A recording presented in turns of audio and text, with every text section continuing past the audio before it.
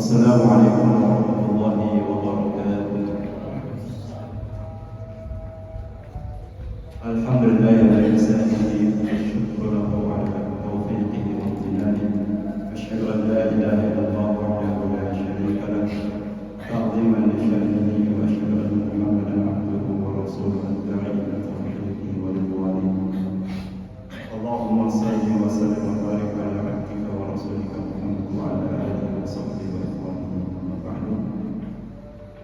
Qala Allah ta'ala fi kitabihi al-karim, ya ayyuhalladzina amanu taqullaha haqqa tuqatih wa la tamutunna illa wa antum muslimun. Ma'asyiral muslimin,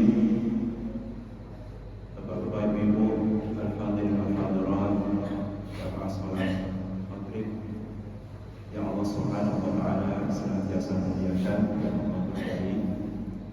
Alhamdulillah, kita bersyukur kepada Allah Subhanahu wa taala atas segala karunia-Nya, rahmat-Nya dan taufik-Nya yang telah Dia berikan kepada kita sekalian, sehingga kita bisa berkumpul di mushola yang insyaallah berkahi dan dimuliakan ini untuk melaksanakan salah satu bentuk kewajiban kita, sholat maghrib dan insyaallah sholat isya secara berjamaah yang kemudian kita lanjutkan dengan kajian kita yang insyaallah mudah-mudahan kajian kita pada kesempatan ini senantiasa dibalas oleh Allah Subhanahu wa taala dengan pahala yang berlimpah.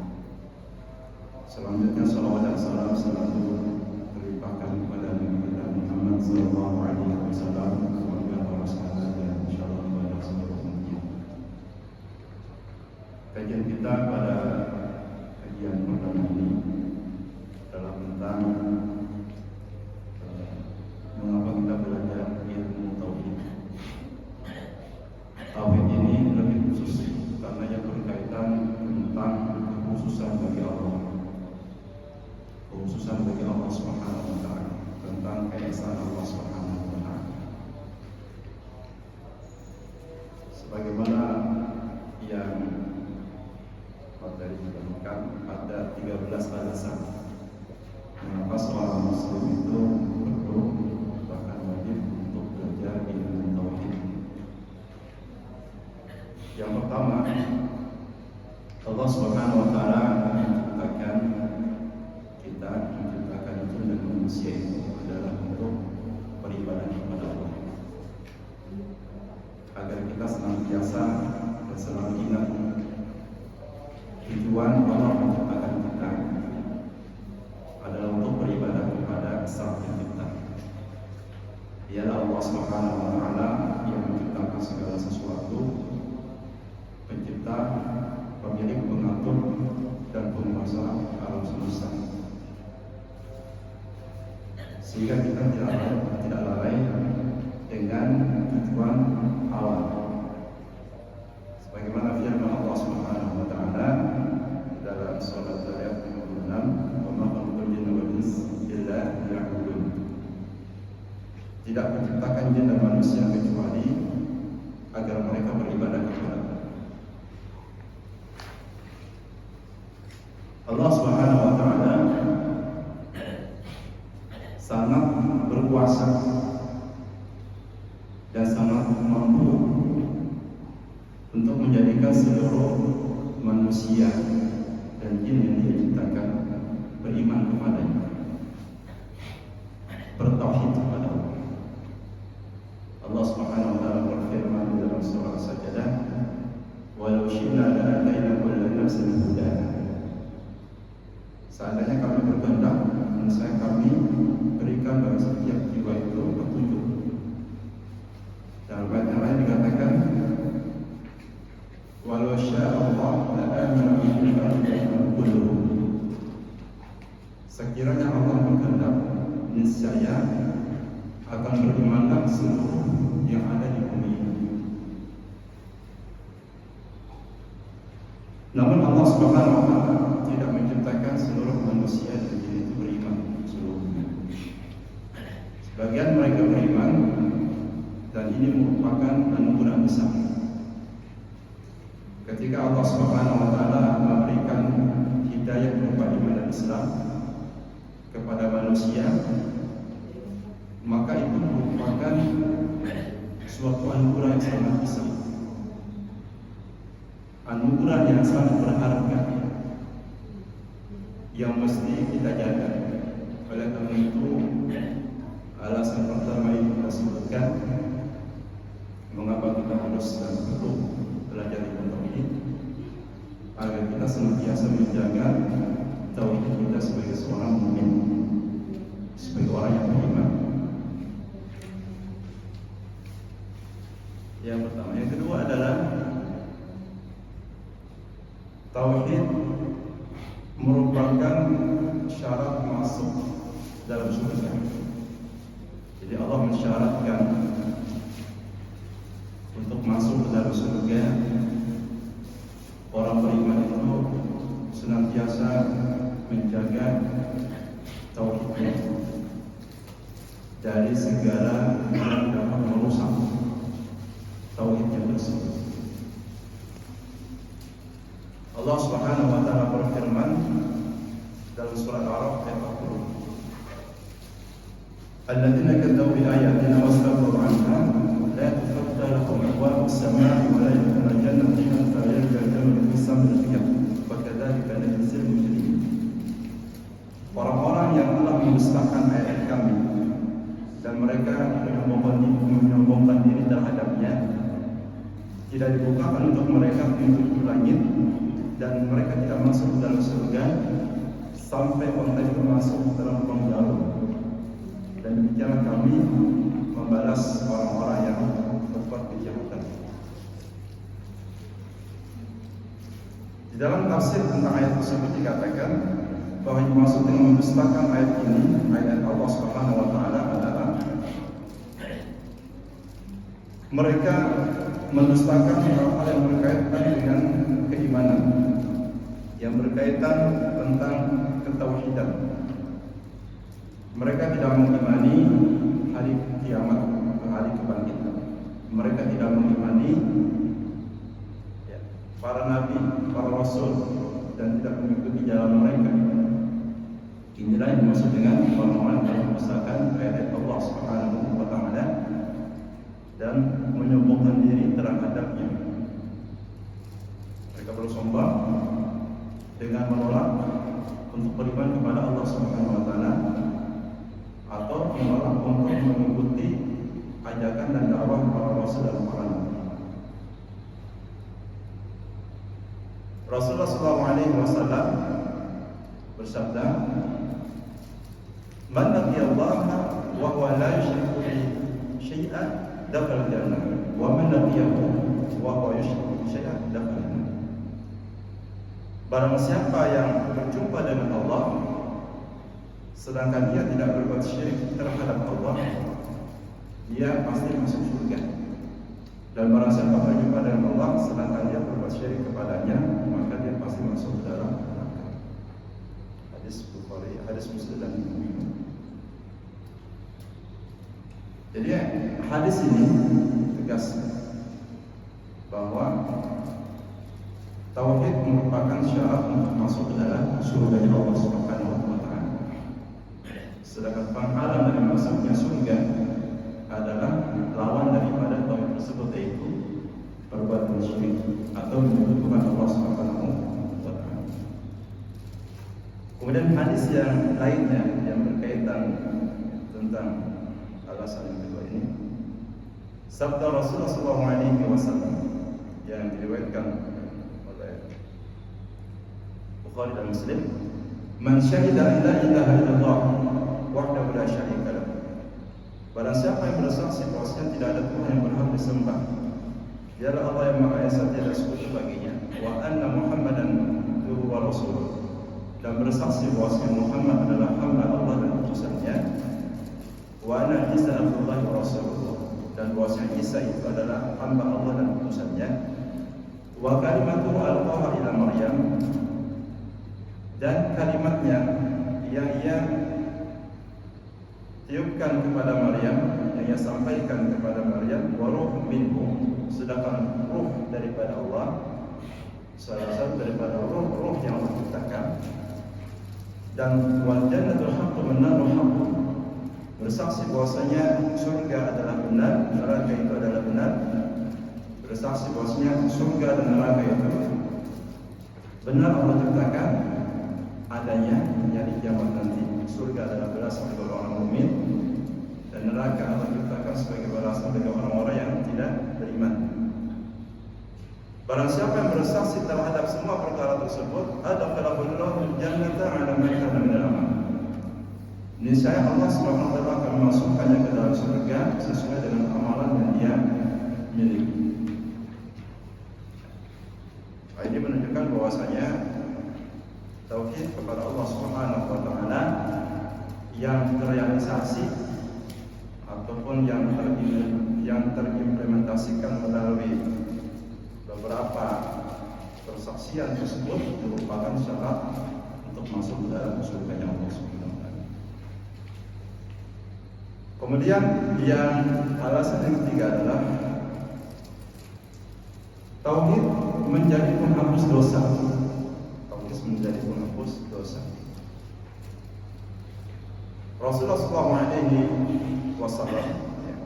Allah Subhanahu wa taala berfirman, "Inna Allah la yaghfiru an yushraka bihi wa yaghfiru ma duna dzalika liman yasha' wa man yushrik billahi faqad iftara ithman 'azima." Sesungguhnya Allah Subhanahu wa taala tidak mengampuni dosa yang dipersekutukan dengannya, tidak mengampuni dosa dari perbuatan syirik. Akan tetapi Allah mengampuni dosa selain syirik tersebut bagi yang dia kehendaki. Maka para siapa yang berbuat syirik terhadap Allah, sesungguhnya dia telah berbuat satu dosa yang sangat besar. Jadi ayat ini tegas, Allah Subhanahu wa taala tidak akan mengampuni kelak pada hari kiamat orang yang tidak sempat atau belum sempat bertaubat dari perbuatan syirik sebelum meninggal dunia. Sedangkan dari kiamat nanti semua manusia berharap mendapatkan maghfirah, ampunan dari Allah Subhanahu wa taala. Dan Allah Subhanahu wa taala ampunannya maha luas.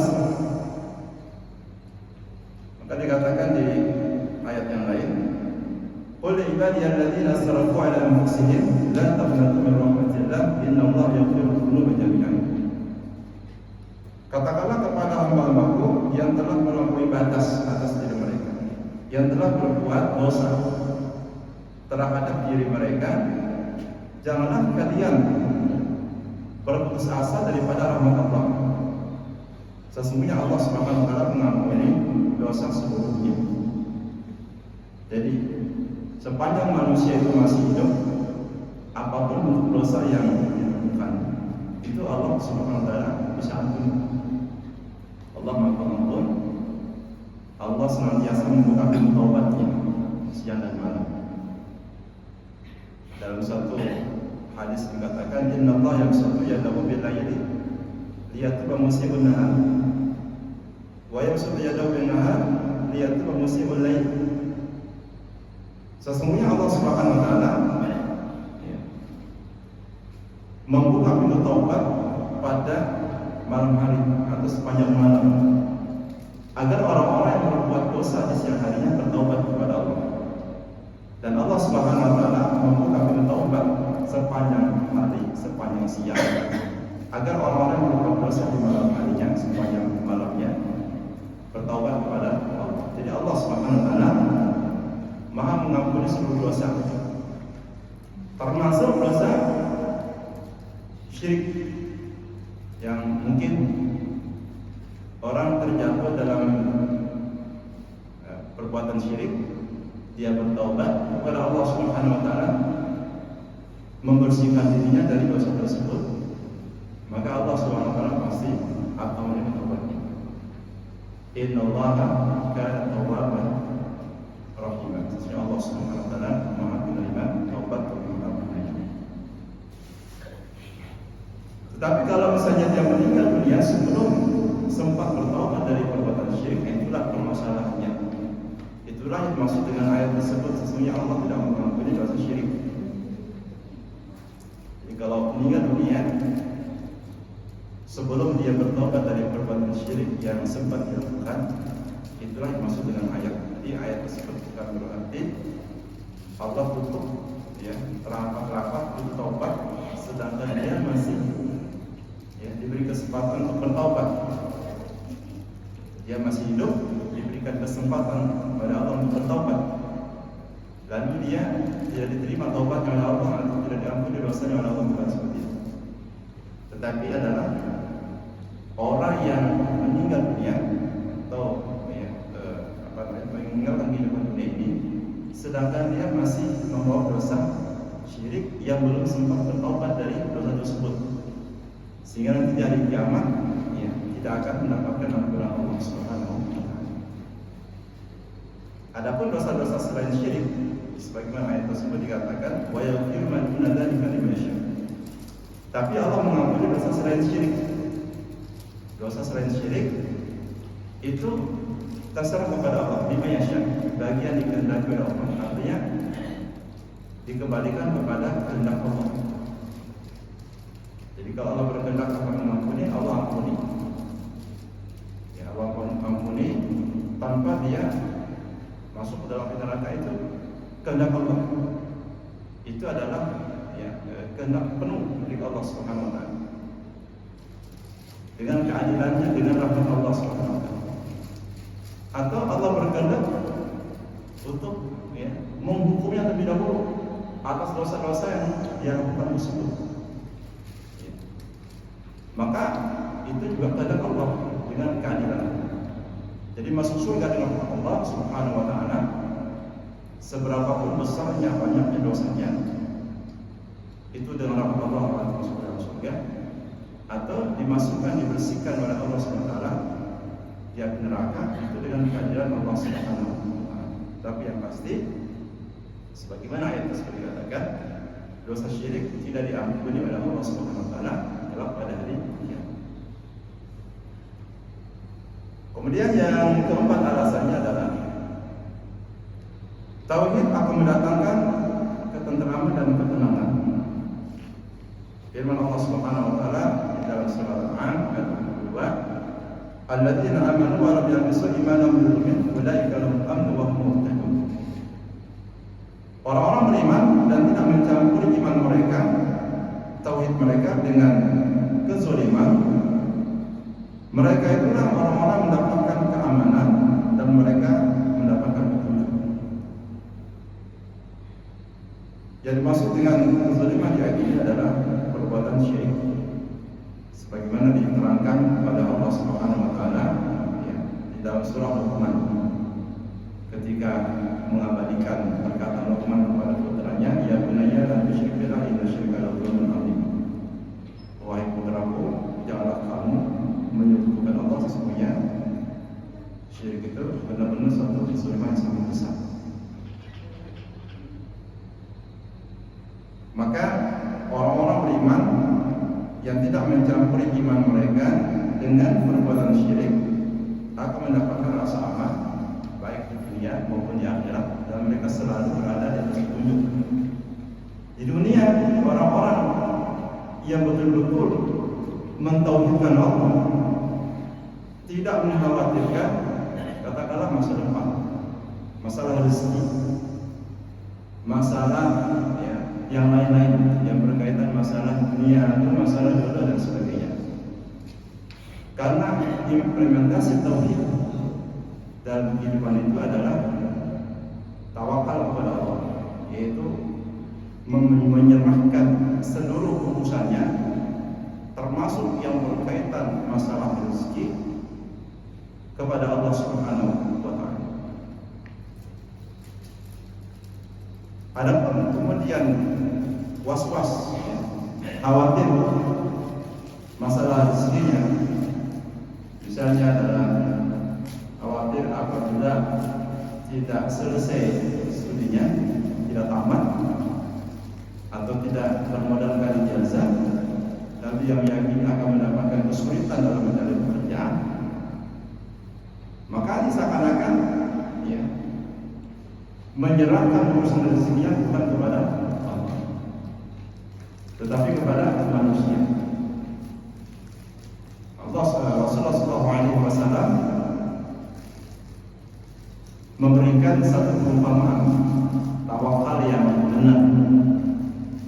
Dalam sebuah hadis yang sahih dikatakan, "Walau annakum tatawakkaluna 'ala Allah haqqa tawakkuli, la rasakum kama yasbiqu al-qayl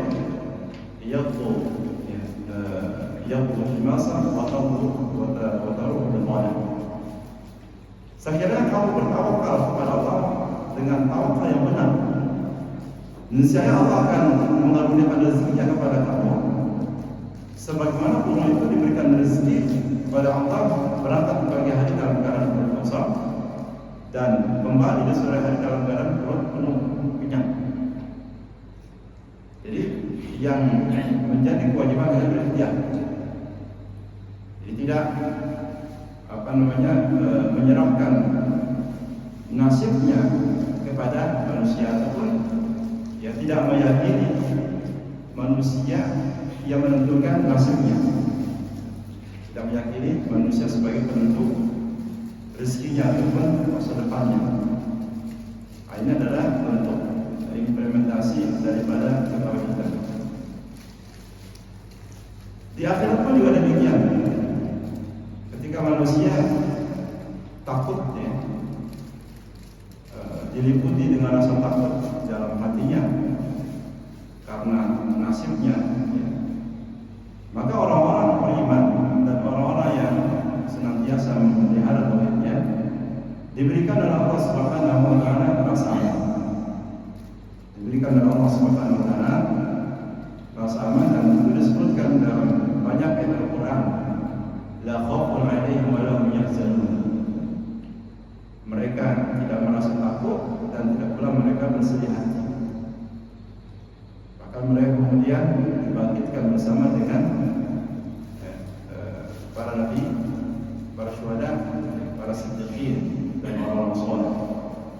Sebagaimana yang disebutkan di dalam surah An-Nisa, dikatakan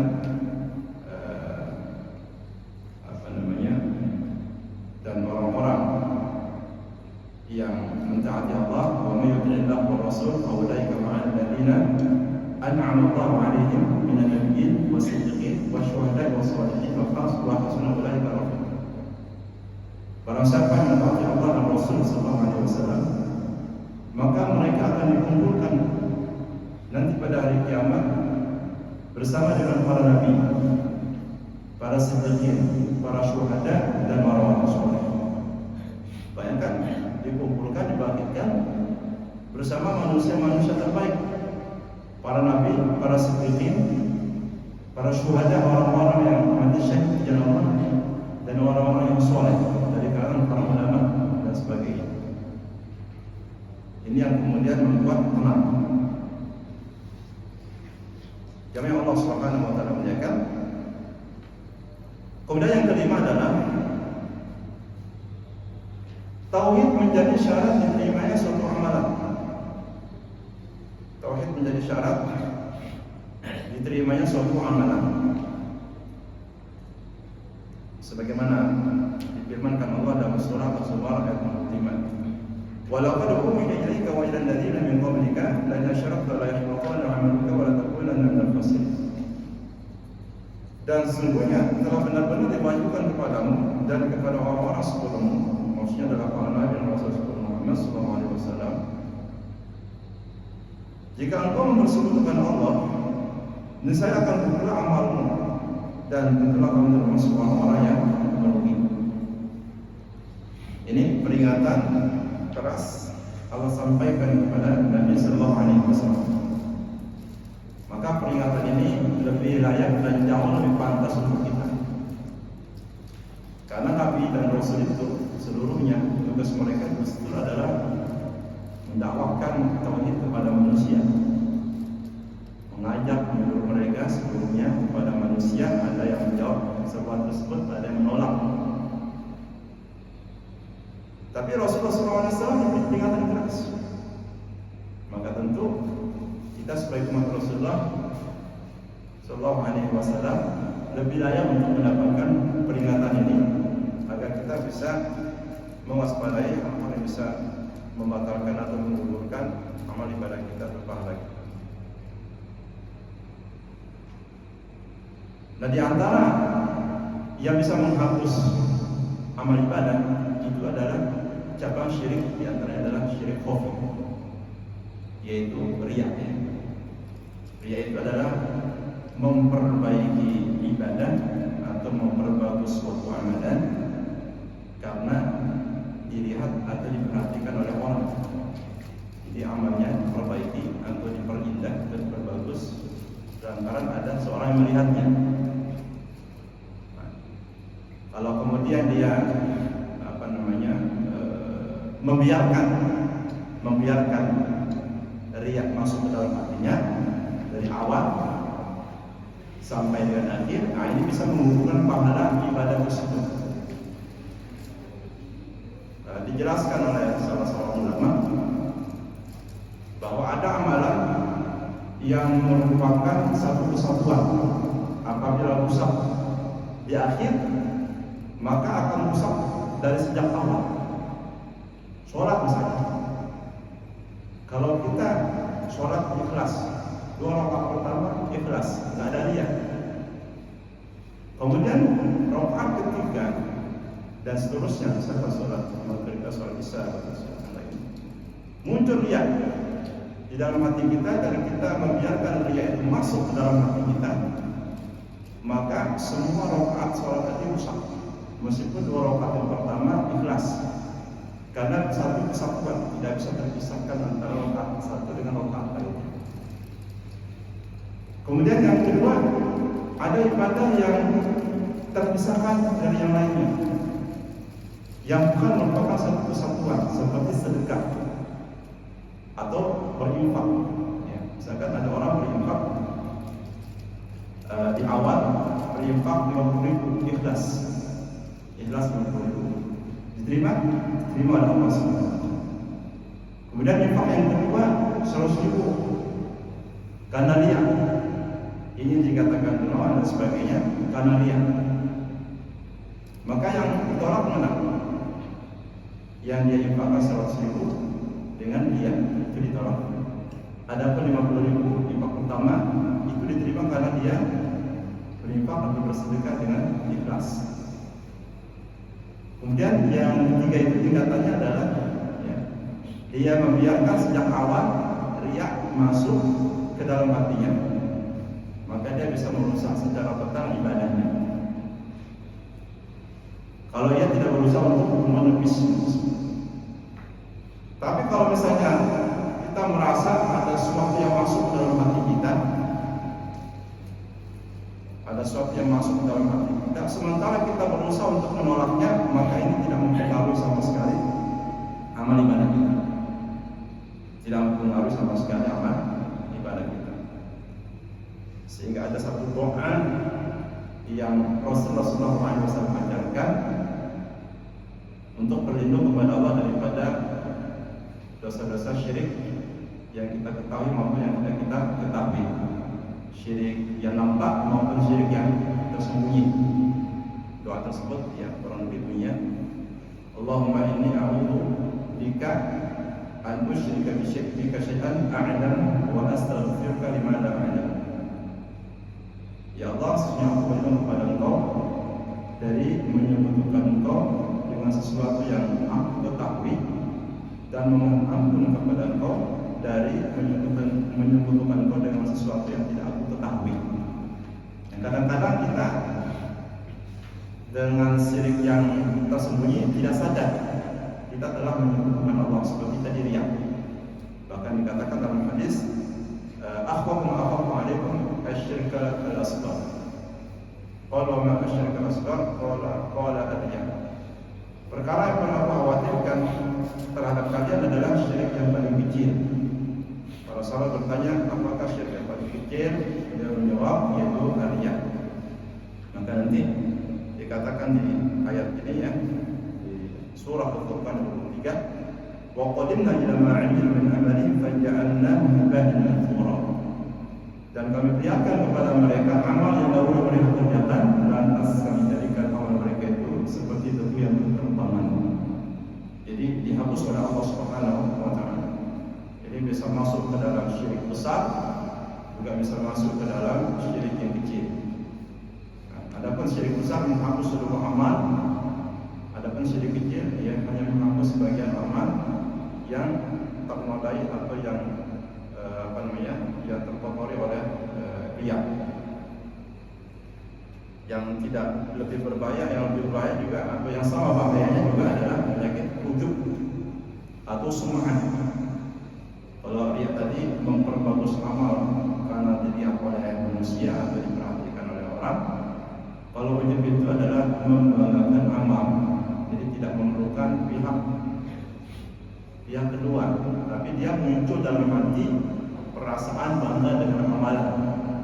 Kalau sum'ah, keinginan untuk mendapat pujian, menyampaikan atau menyebutkan tentang kebaikan-kebaikannya agar dikatakan sebagai seorang dermawan, dan itu ternyata disebutkan dalam hadis Bukhari Muslim tentang 3 kelompok manusia yang mereka punya amal besar-besar.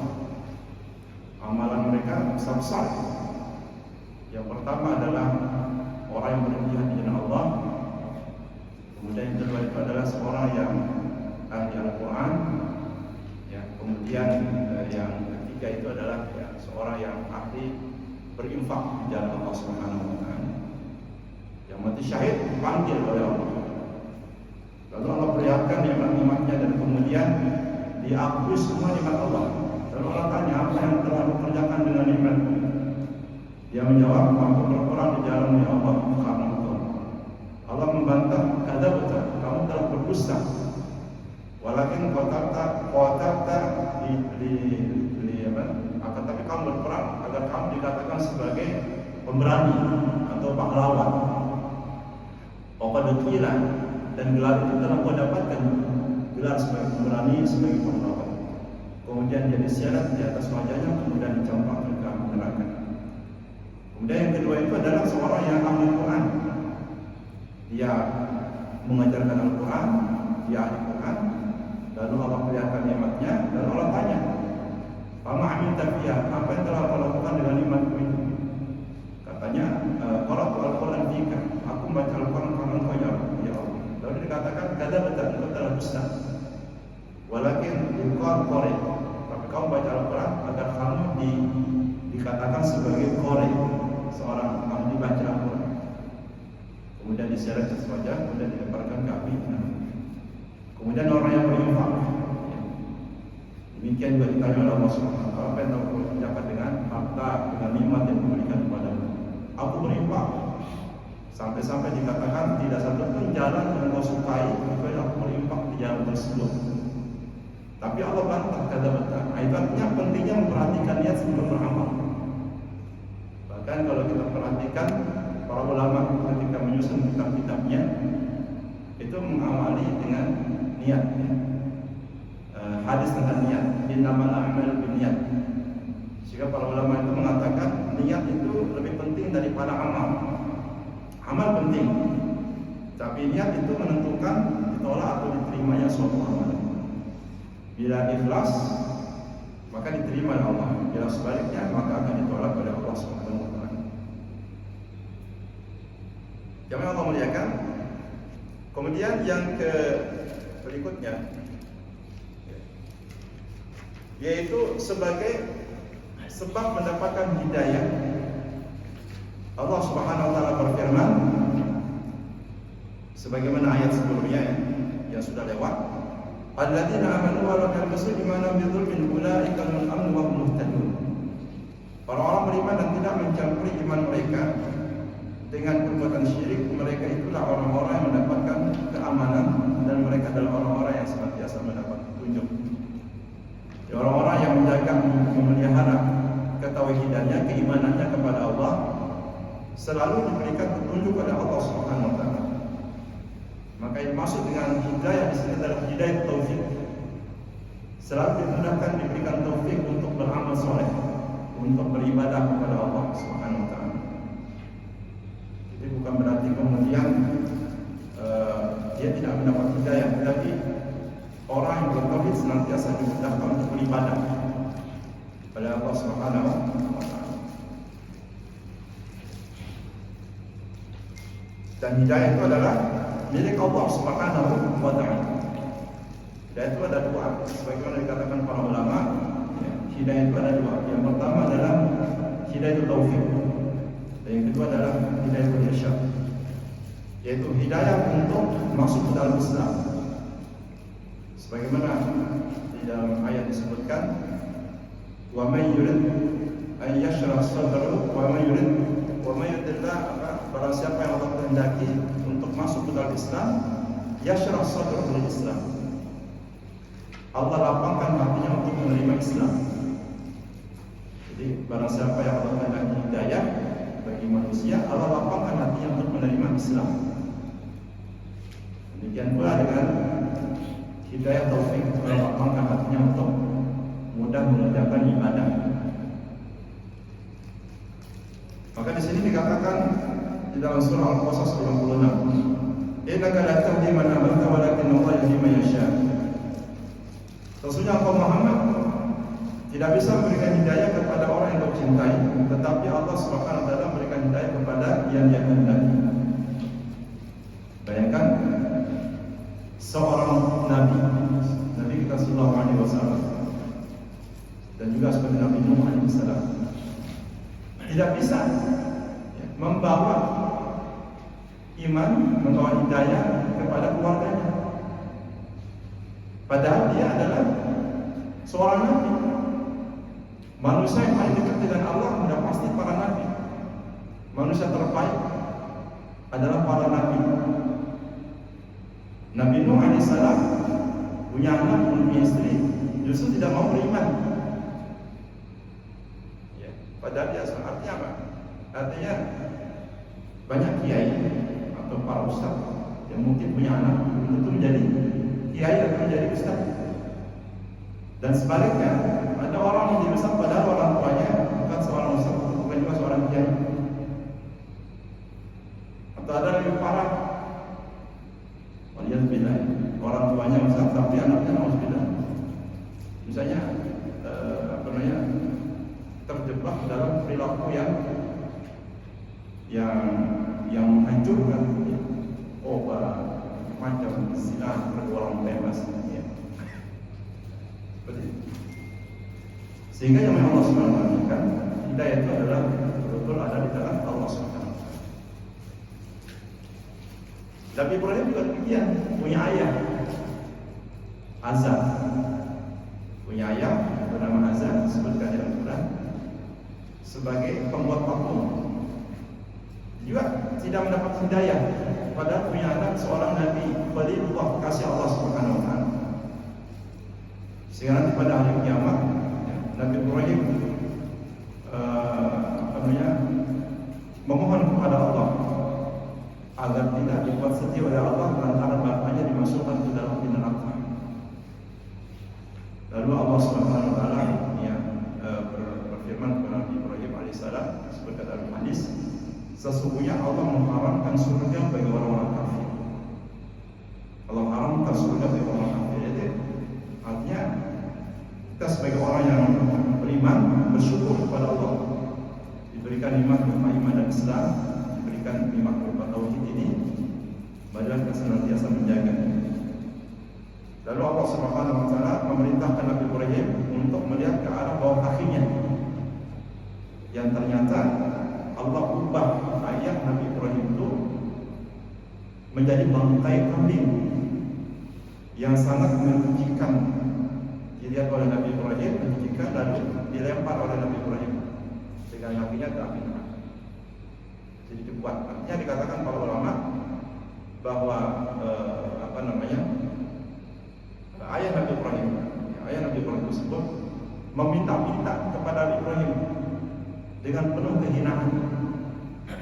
Dan Nabi Ibrahim pada waktu itu dikatakan di sini menanyakan kepada ayahnya, bukankah wahai ayah, aku sudah menyampaikan kepadamu, tapi kamu tidak mau mengikuti. Kata ayahnya, wahai Ibrahim, sekarang aku ikuti. Artinya nanti manusia itu yang menolak dakwah para rasul dan nabi itu akan merasakan penyesalan yang luar biasa. Penyesalan yang tidak berarti ya sama sekali. Kemudian difirmankan oleh Allah Subhanahu wa taala, "Wa qala Ibrahim li abihi wa qaumihi innani bara'un mimma ta'budun illa alladhi fatarani fa innahu sayahdin." Ingatlah ketika Ibrahim mengatakan kepada ayahnya dan kaumnya, sesungguhnya aku berlepas diri terhadap apa yang kalian sembah, kecuali Dia Allah yang telah menciptakan aku, maka Dia akan memberikan petunjuk kepada orang-orang yang senantiasa beribadah kepada Allah, mentauhidkan Allah, beriman kepada Allah, akan senantiasa diberikan hidayah oleh Allah Subhanahu wa taala. Dan juga ayat ini menerangkan agar seorang muslim yang bertauhid, yang beriman itu berusaha untuk melepaskan dirinya dari kesyirikan dengan segala bentuk dan jenisnya. Dari segala bentuk dan jenisnya, yang kecil maupun yang besar, dengan segala jenis-jenisnya.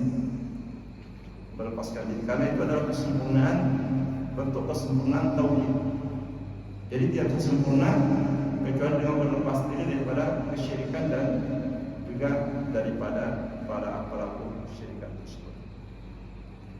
Kemudian yang ketujuh adalah tauhid ini merupakan perkara yang paling wajib. Sebagaimana firman Allah di surah An-Nisa 36, "Wa'budullaha wa la tusyriku bihi syai'an wa bil walidayni ihsana." Sembahlah Allah dan janganlah kalian berbuat syirik terhadapnya dengan sesuatu. Dan terhadap kedua orang tua hendaknya kalian senantiasa berbuat kebaikan. Wa bidzil qurba, dan juga berbuat kebaikan kepada kaum kerabat. Wal yatama, kepada anak yatim, wal masakin, kepada orang miskin, wal jaril qurba, dan juga tetangga yang paling dekat. Wal jaril junub, dan tetangga yang paling jauh. Wasahbibil jambi, dan juga teman. Sahib al-jambi, teman dekat. Wa bin sabil, dan ibnu sabil, orang yang terputus bekalnya. Wa ma malakat aymanukum, dan berbuat baik kepada hamba sahaya kalian. Ya. Jadi Allah sebutkan di sini perkara-perkara ibadah. Yang pertama kali disebutkan di sini apa? Beribadah kepada Allah, kemudian larangan berbuat syirik, lalu kemudian berbakti kepada kedua orang tua, berbuat baik kepada kaum kerabat, anak yatim, orang miskin, tetangga jauh, tetangga dekat, sahabat, manusia dan sebagainya. Maka yang disebutkan pertama kali adalah ibadah kepada Allah Subhanahu wa taala. Kemudian yang ke-8, kenapa kita harus belajar tauhid? Yaitu para rasul yang diutus oleh Allah Subhanahu wa taala menyampaikan kepada umat mereka atau kaumnya tauhid. Jadi tidak ada kepentingan para rasul dan nabi itu selain daripada menyampaikan atau mendakwahkan tauhid kepada manusia ini. Kepentingan nabi rasul cuma satu. Bagaimana mengajak manusia selamat dengan cara mentauhidkan Allah.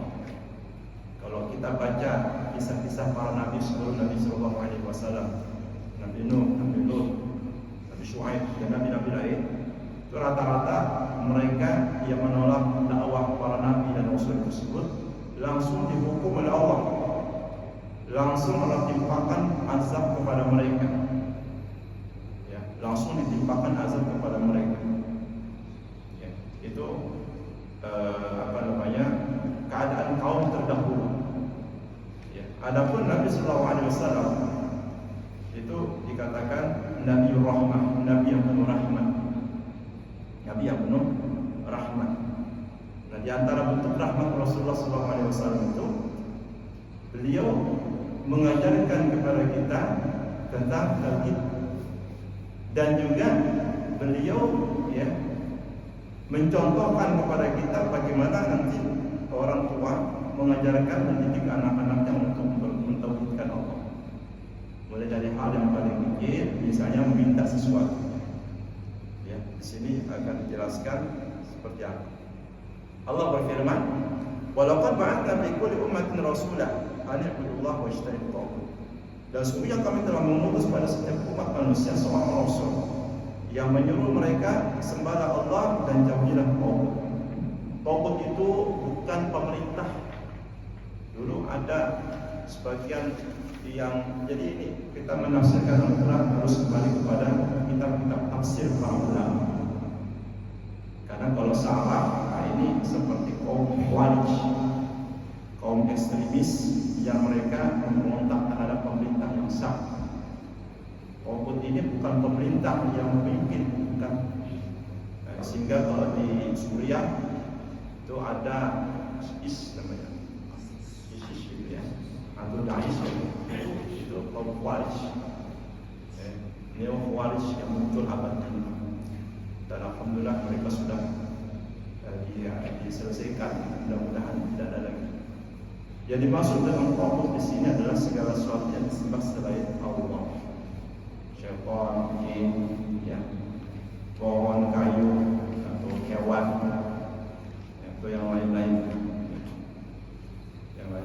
seperti ya, meletakkan sesuatu, mengkeramatkan sesuatu, meyakini sesuatu, mempunyai kekhususan yang tidak dimiliki selain Allah, mempunyai kekhususan, kekuasaan yang tidak dimiliki selain Allah. Yakini ini bentuk kesyirikan besar yang bisa menghapus seluruh ibadah. Kemudian yang kesembilan adalah tauhid merupakan hak Allah yang paling utama. Tauhid merupakan hak Allah yang paling utama, sebagaimana disebutkan dalam surah Al-Fatihah, iyyaka na'budu wa iyyaka nasta'in. Di ayat yang kelima, hanya kepada Allah kami beribadah, hanya kepada Allah kami memohon pertolongan. Ini kita diwajibkan untuk membaca ya ayat tersebut atau surah ini, terlepas daripada khilaf di kalangan para ulama apakah dia rukun ataupun tidak. Ada tiga pendapat yang demikian. Wajib baca jahar maupun sir. Yang kedua, wajib ketika sir saja, tidak wajib ketika jahar. Yang ketiga adalah tidak wajib baik sir maupun jahar. Maksudnya dipimpin oleh imam yang membaca jahar maupun membaca sir. Tetapi di sini betul-betul ada pelajaran bahwa kita diajarkan untuk selalu ingat beribadah kepada Allah dan hanya memohon pertolongan kepada Allah. Kemudian disebutkan dalam hadis Nabi, hadis Mu'az bin Jabal, ya Mu'az, atadri ma haqqullah 'ala al-ibad wa ma haqqul ibad 'ala Allah. Nabi bertanya kepada Mu'az di atas kendaraan, di atas keledai. Wahai Mu'az, tahukah kamu apa hak Allah kepada hambanya dan apa hak Allah kepada Allah? Maka dikatakan di sini yang dahulu disebutkan Nabi adalah hak Allah. Hak Allah adalah agar manusia beribadah kepada Allah.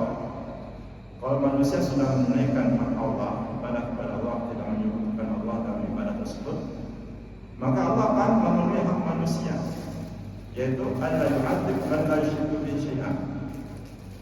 Hak yang akan Allah berikan kepada kita, Allah akan bebaskan kita dari api neraka. Bagi siapa? Bagi yang tidak menyebutkan Allah Subhanahu wa ta'ala. Ini hadis Bukhari Muslim. Kemudian disebutkan ketika Rasul mengutus sallallahu alaihi wasallam Mu'az bin Jabal ke negeri Yaman, ahli kitab Yahudi Nasrani, beliau berpesan kepada Mu'az bin Jabal, "Falyakun awwal ma tad'u ilaihi syahadah la ilaha illallah wa fi riwayah ila al-wahyi." Hendaknya perkara pertama yang diserukan kepada mereka adalah syahadat la ilaha illallah, berarti tauhid. Dalam riwayat lain, sampai mereka mentauhidkan Allah Subhanahu wa ta'ala. Hadis Bukhari Muslim. Kemudian yang ke-10, tauhid akan menjaga seseorang dari api neraka. Tauhid akan menjaga seseorang daripada api neraka, tidak tersentuh oleh api neraka. Rasulullah SAW bersabda, "Fa inna Allah harrama 'alan nar man qala la ilaha illallah yabtaghi bidzalika wajha Allah." Sesungguhnya Allah haramkan atas neraka seseorang bersaksi la ilaha illallah secara ikhlas. Maksudnya apa? Secara ikhlas ini adalah dia ikhlas beribadah kepada Allah, tidak menyebutkan Allah Subhanahu wa ta'ala dalam ibadahnya tersebut, tidak mencampur ibadahnya dengan perbuatan syirik besar maupun yang kecil. Ini yang akan diharamkan oleh Allah masuk ke dalam neraka. Kemudian yang ke-11, tauhid akan menjaga harta dan juga darah manusia. Tauhid akan menyebabkan darah dan harta seorang itu diharamkan. Tapi tidak berarti kemudian ini berlaku bagi orang mukmin ya. Bagi orang mukmin. Adapun bagi orang-orang yang kafir dalam kondisi situasi aman, maka ini tidak berlaku. Artinya adalah menumpas atau menumpahkan darah ini hanya terjadi pada saat peperangan yang memang betul-betul perang. Seperti misalkan yang terjadi di Palestina atau di Suriah, kawasan-kawasan peperangan memang di sana. Ya. Tetapi dalam kondisi aman, maka ini tidak terjadi. Kecuali ada tiga hal yang menyebabkan darah seorang muslim itu menjadi terancam ya, yaitu orang yang murtad, man baddala dinahu, siapa murtad maka bunuhlah. Tapi itu adalah diterapkan di dalam di negeri yang menerapkan undang-undang ya. Tapi diserahkan kepada hukum yang berlaku di negara tersebut. Bagaimana hukum, maka diserahkan kepada hukumlah yang akan mengadili. Kami Allah Subhanahu wa taala muliakan, karena sudah memasuki waktu isya, masih ada sisa 2 lagi insyaallah. Mudah-mudahan baik kesempatan ada waktu akan kita lanjutkan.